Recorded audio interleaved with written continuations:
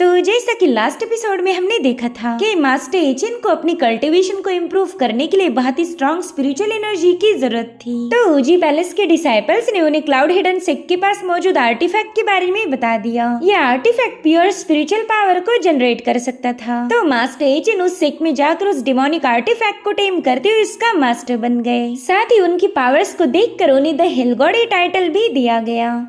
अब आगे तो इस एपिसोड की शुरुआत में हमें ऊजी पैलेस का इलाका दिखाया गया, जहाँ पर मास्टर एचिन के नए बने डिसाइपल्स आपस में ही झगड़े कर रहे थे। उन्होंने एक दूसरे को बुरी तरह से पीटना शुरू किया और ये सब इसलिए ताकि ये लोग चावल की खीर खा सके। इनके पास खाने की इतनी कमी थी कि पेट भर खाने के लिए ये आपस में ही लड़ाई करने लगे। मगर वो खीर किसे मिलेगी इसका फैसला होने से पहले ही मास्टर एचिन उस कढ़ाई के पास पहुँच गए। वो तुरंत ही उस कढ़ाई पर का ढक्कन हटाते हुए कहने लगे कि इतने सारे लोग इस खाने के लिए झगड़े कर रहे हैं, जरा मैं भी तो देखो इसमें क्या स्पेशल पकाया जा रहा। तभी वो डिसाइपल रोते हुए कहने लगे कि पैलेस मास्टर प्लीज हम पर रहम कीजिए, ये खाना मत खाइए। तभी केजिन कहने लगे अरे ये तो बस चावलों की सिंपल सी खीर है, इसके लिए तुम इतना डेस्परेट क्यों हो रहे हो? मुझे तो यकीन ही नहीं हो रहा कि तुम लोग इतने भुक्कड़ होंगे। और उतने में एक डिसाइपल अपनी लाठी के सहारे चलते हुए सामने आ गया। वो कह रहा था पैलेस मास्टर ये हमारा आखिरी खाना है, क्योंकि हमारे पास जितना भी राशन था वो सब खत्म हो गया। हम पर तो भुखमरी का टाइम आ गया। खैर आप हमारे मास्टर हो इसलिए ये हम आपके साथ बांटने के लिए तैयार हैं। आप गाड़ी गाड़ी खीर खा लेना और जो भी पतली पतली बच जाए वो हमें दे देना। बेचारे डिसाइपल इतने ज्यादा भूखे होने के बावजूद भी अपने मास्टर के लिए इतना सब कुछ करने के लिए तैयार थे। उतने में ही मास्टर एचिन पूछने लगे कि क्या कोई मुझे बताएगा हमारा सारा खाना कहाँ चला गया? हमारे पास तो ढेर सारा खाना था ना। जिस पर वो डिसाइपल थोड़ा सा हेजिटेट करते हुए कहने लगे कि खाना तो हमारे पास पूरे 1 साल का था, मगर वो आप आने के बाद 2 ही दिनों में खत्म हो गया। जो सुनती साथ ही केजिन हंसते हुए उन लोगों से पूछने लगी कि तुम कहना क्या चाहते हो? मेरे मास्टर ने तुम्हारा सारा खाना खा लिया? भाई तुम तो सीधे सीधे मेरे मास्टर का अपमान कर रहे हो। शुक्र मनाओ कि उन्होंने अभी तक तुम्हारे ऊजी पैलेस को जिंदा छोड़ा है और उस पैलेस के साथ साथ तुम्हें भी। इधर मास्टर एचिन ने फॉर द फर्स्ट टाइम अपनी खाने की तलब को कंट्रोल करते हुए इस खीर के पतीले को ढक दिया, जिसके बाद वो अपने आर्टिफैक्ट को बाहर निकाल कर कहने लगे कि चलो जल्दी से थोड़ी बहुत स्पिरिचुअल एनर्जी रिलीज कर दो। जिस पर वो आर्टिफैक्ट पूछने लगा क्या फिर से? अरे भाई मैंने तो ठीक से खाना भी नहीं खाया, तो बोला मैं स्पिरिचुअल पावर कहाँ से लाऊंगा? जो सुनते साथ ही मास्टर एचिन ने उसे कस के धर लिया। तो आर्टिफैक्ट कहता है चलो ठीक है यार, आपके लिए मैं थोड़ा बहुत एनर्जी तो जाया कर ही सकता हूँ। और फिर उसने आसमान में काफी ऊंचाई पर जाके अपनी स्पिरिचुअल पावर को रिलीज करना शुरू कर दिया। इतनी जबरदस्त एनर्जी को देखते ही डिसाइपल समझ गए कि शायद ये उस क्लाउड हिडन सेक का ट्रेजर होगा,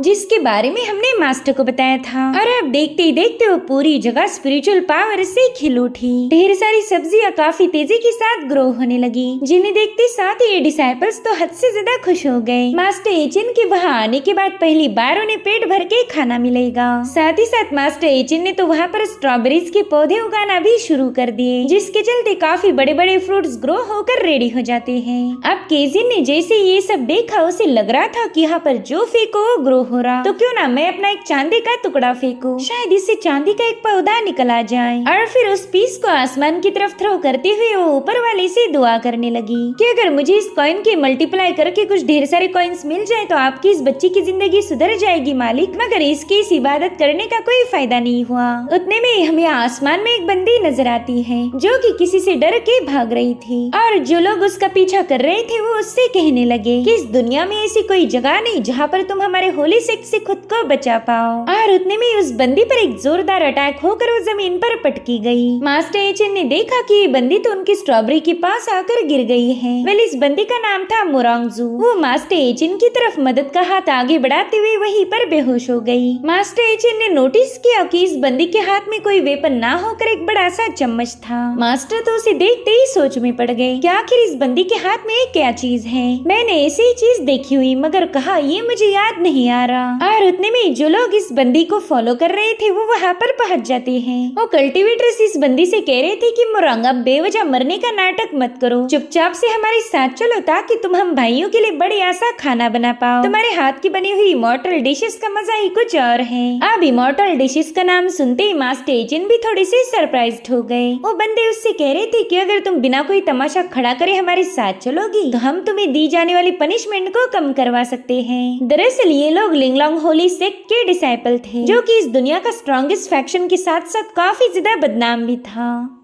साथ ही वो डिसाइपल्स कहने लगे कि अरे ये तो ऊजी पैलेस के लोग हैं, लेकिन ये लोग तो कल्टीवेट करने के बजाय खेती पर ध्यान दे रहे। वहीं पर केजिन अपने मास्टर को बताने लगी कि ये लिंगलोंग होली सेक्ट के डिसाइपल्स हैं। इन्हें मार्शल वर्ल्ड में बड़ी खूंखार ठग्स के नाम से जाना जाता। भले इनका सेक्ट पावरफुल हो, मगर ये लोग हमारी दुनिया में बदनाम है, इसलिए आप इनके साथ फाइट ना करो तो ही बेहतर होगा। जिस पर मास्टर एचिन कहते हो अच्छा, लेकिन ये ठग्स का मतलब क्या होता है? उनके सवाल से बेचारे केजिन सोचने लगी कि पता नहीं ये बंदा इतना मासूम कैसे हो सकता। और उतने में होली सेक्ट का एक बंदा उनकी स्ट्रॉबेरीज को क्रश करते हुए आगे बढ़ने लगा। वो मास्टर एचिन से कहता है कि जल्दी से इस बंदी को हमारे हवाले कर दो और बदले में हम भी बिना तुम्हारी कुटाई करे यहाँ से चले जाएंगे। यहाँ पर मास्टर एचिन को इन लोगों पर गुस्सा आ रहा था, क्योंकि उन्होंने इनकी स्ट्रॉबेरीज को क्रश कर दिया था।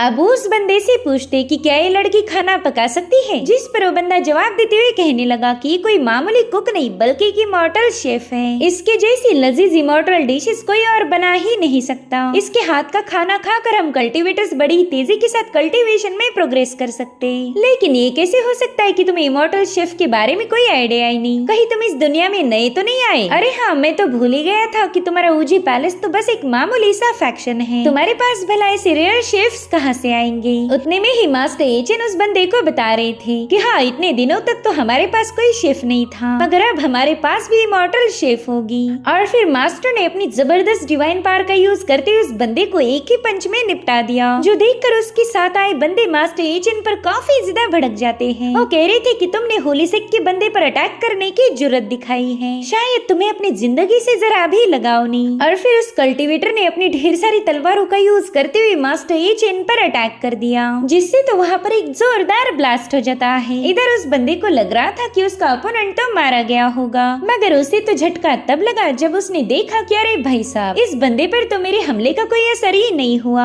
और फिर मास्टर एचिन उन सभी तलवारों को ब्लास्ट करते हुए उसी बंदे पर अटैक कर देते हैं, जिससे तो बंदा सीधे धरती से लेकर आसमान की तरफ सितारा बन के उड़ गया।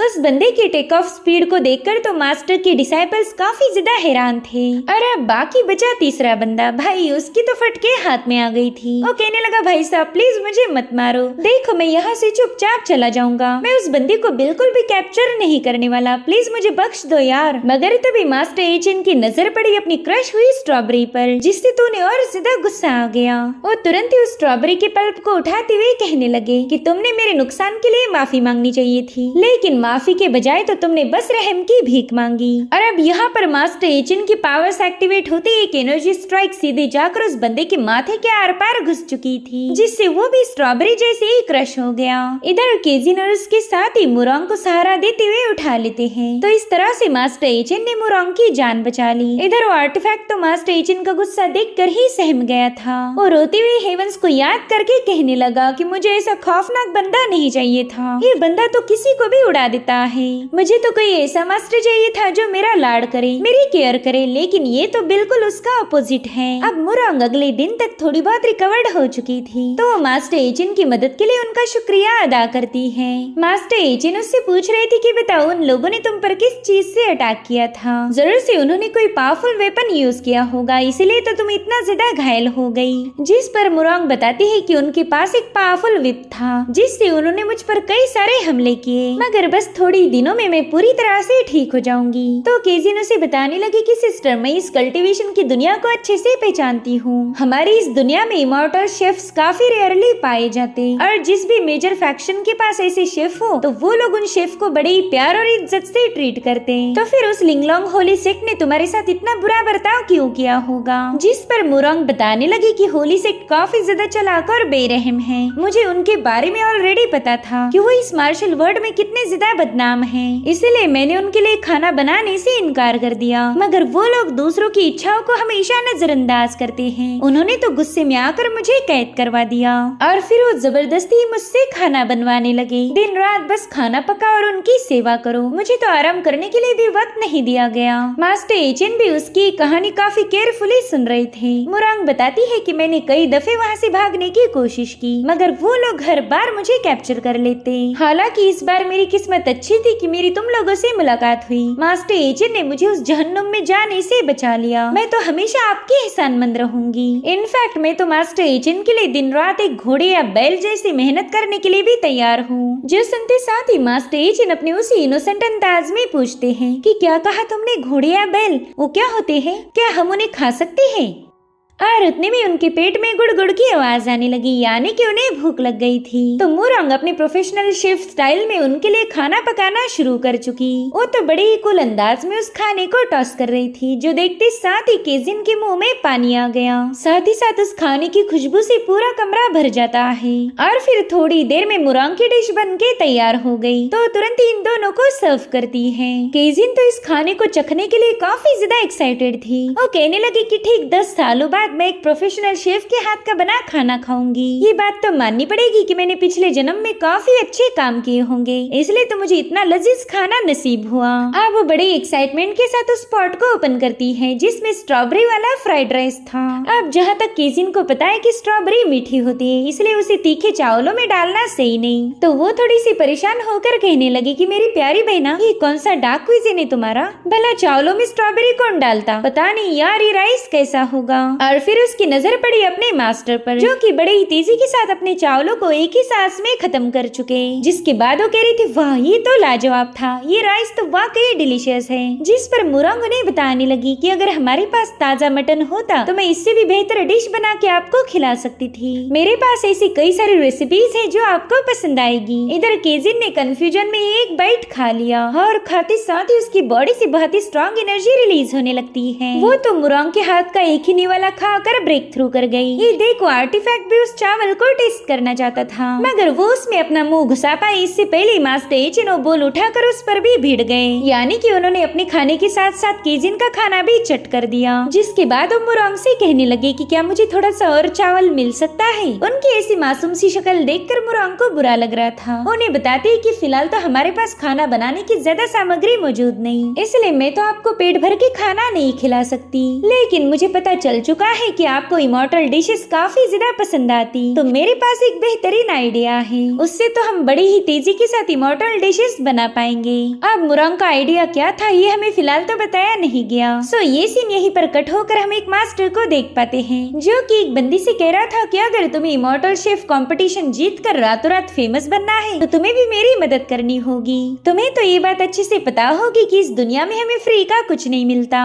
वेल, इस बंदे के इरादे उस लड़की को लेकर बिल्कुल भी नेक नहीं थे। वो कहता है, देखो इस कंपटीशन की पहली जगह तो ऑलरेडी लिंगलोंग होलीसेक ने रिजर्व करके रखी है, इसलिए मैं तुम्हें इमॉर्टल शेफ कंपटीशन का विनर तो बना नहीं सकता, मगर मैं तुम्हें टॉप 10 में जरूर से पहुंचा दूंगा। मैं इस कंपटीशन का जज हूँ, इसलिए ये करना मेरे लिए काफी ज्यादा आसान होगा। और अब वो बंदा उस लड़की को छूने ही वाला था कि तभी वो लड़की उसे दूर हटाते हुए कहने लगी कि अगर मुझे तुम टॉप 10 में जगह दिलवाओगे तो भला इसके लिए मैं तुम्हारी मदद क्यों करूँ? इस फालतू रैंकिंग के लिए तो मैं अपनी इज्जत दांव पर नहीं लगाऊंगी। टॉप 10 में जगह तो मैं अपने स्किल्स के दम पर भी बना सकती हूँ, इसलिए मैं तुमसे कोई डील नहीं करना चाहती। जो सुनते साथ ही वो मास्टर सीधे उस बंदी के कान के नीचे लगा देता है। वो कह रहा था कि मैं ही इस इमॉर्टल शेफ कंपटीशन का स्पॉन्सर हूँ और साथ ही साथ जज भी, इसलिए तुम मेरे साथ कोई गुस्ताखी नहीं करोगी। और वैसे भी मेरे कमरे में जो भी लड़की आती है वो यहाँ से बाहर जाएगी या नहीं इसका फैसला मैं लेता हूँ। उतने में ही मास्टर एचिन का स्टाफ सीधे आकर उस बंदे की पीठ में घुस जाता है, जो देखकर तो बंदी डर के मारे तुरंत ही वहाँ से भाग निकली। तब तक मास्टर एचिन भी वहाँ पर पहुँच चुके थे। इधर सोल आर्टिफैक्ट कहने लगा कि मॉर्टल्स तो बड़े ही कमीने हैं, हर एक चीज में इन्हें बस अपना फायदा नजर आता।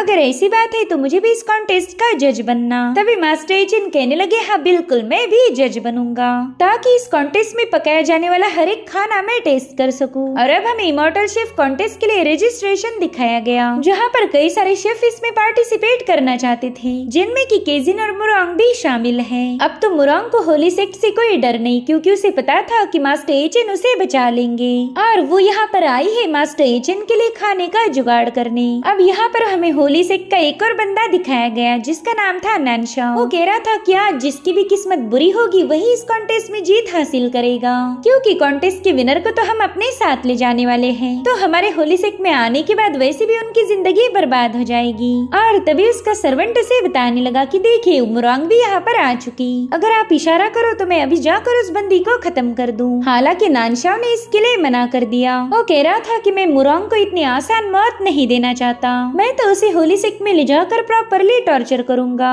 ये लड़की हमारा होलीसेक छोड़कर भागी थी ना, तो अब इसे उसकी सजा मिलेगी। और इसी के साथ एपिसोड यहीं पर एंड हो जाता है। Thank you you so much for watching, bye bye, take care.